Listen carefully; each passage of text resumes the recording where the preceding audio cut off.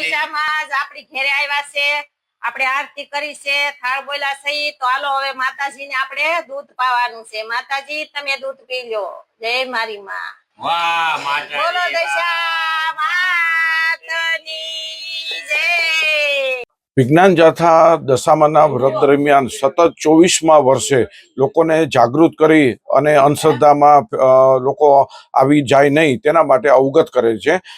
દશામાનો 10 દિવસનો વ્રત દરમિયાન ભૂઈમાં છે, ચમત્કારો કરી મૂર્તિમાં દૂધ પીવે છે, ફળ ફ્રૂટની અંદર માતાજી દેખાય છે, તેના લગે લોકોને એકઠા કરીને એક રીતે નાણાંનો એકઠા કરે છે। બીજું પત્રિકા વિતરણ કરી માતાજીનો ભય ખોફ બતાવી અને લોકોની પાસે બાધા ટેક રખાવી જમણવાર કરાવે છે। એવા અને કોલાહલ કરે ઉન્માદ કરતા જોવા મળે છે।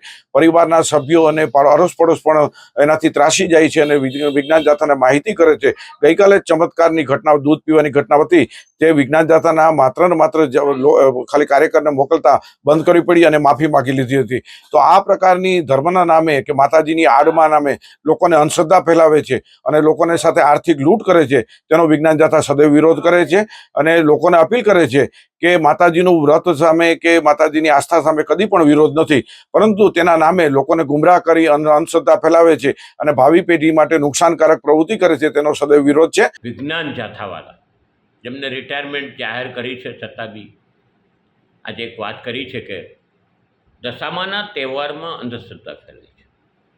એમને નવરાત્ર, દશામાં, શિવજી બધામાં જ અંધશ્રદ્ધા દેખાય છે। હું આ વાતને વખોડું છું।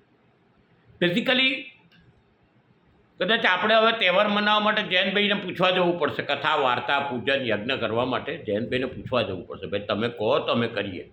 આ વૈજ્ઞાનિક છે।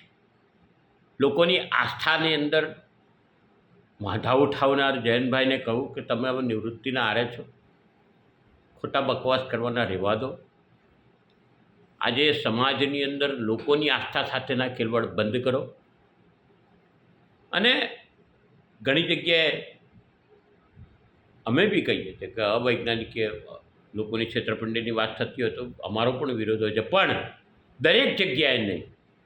દરેકને પોતાની આસ્થા છે, તેનો નિયમો છે, તેની અંદર તમે બાધક ના બનો, તમે તમારું જુઓ।